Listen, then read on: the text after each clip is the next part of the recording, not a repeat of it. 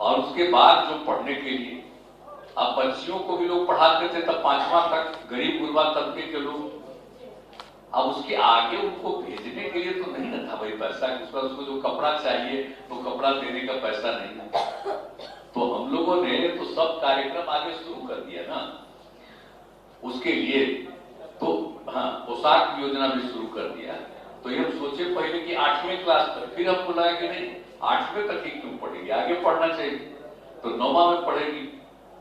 तो उसके लिए भी हम लोगों ने शुरू किया साइकिल योजना। अब उसके चलते कहीं नहीं था देश में, तो लड़कियों के लिए हमने साइकिल योजना शुरू करा दी। लड़कियों को कितनी खुशी हुई, पढ़ने लगी। और जब लड़कियां साइकिल लेकर के आती थी, स्कूल से पढ़ करके आती थी, तो माता पिता को भी उसमें बैठा करके लेकर के जाती थी। तो कितना एक वातावरण पड़ गया। जानते हैं, जब हम कर रहे थे तब कुछ लोग बोल रहे थे कि आप शुरू कर रहे हैं लड़की के लिए जो बना रहे हैं, तो योजना शुरू कर रहे हैं, ये ठीक नहीं है, सब तंग करेगा। तो हमने हंसते हुए कहा कि कोई किसी को तंग नहीं करेगा, आप देखिएगा कितनी लड़कियां आगे बढ़ेगी। आज तक किसी ने किसी को तंग किया, हमने कहा हर परिवार की लड़की जो पढ़ेगी बच्ची, सबके लिए ये किया जा रहा है। तो काम शुरू हो गया, पढ़ने लगी। और आप जानते हैं, हमने तो अध्ययन करवाया कि आखिरकार क्या स्थिति। एक तो आप जानते हैं आबादी कितनी बढ़ रही थी, हम लोग की बढ़ती चली जा रही थी। अब उसके लिए भी सोचना था कि भाई हम लोगों का तो जो इलाका है, अब बताइए इसका क्षेत्रफल कम, आबादी ज्यादा है, तो उसके लिए भी हम लोगों को ध्यान देना पड़ेगा। तो हम लोगों ने कहा कि लड़कियां पढ़ेगी आगे तभी होगा। और देश भर का भी सर्वे हुआ, और उसमें जो हम लोगों को पता चला कि इसका अध्ययन हमने करवाया कि भाई देखिए, तो पति पत्नी में अगर पत्नी मैट्रिक पास है तो प्रजनन दर क्या था, 2 देश पर।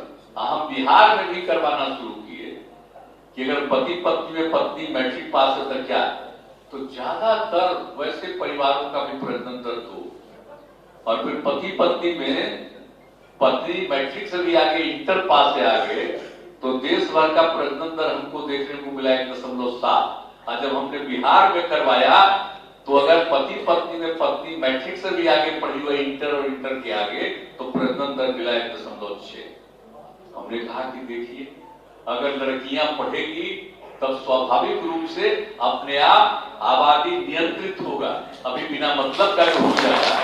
जब लड़की पढ़ लेगी ना, तो वो अपने पति को ठीक ढंग से समझा करके रखेगी।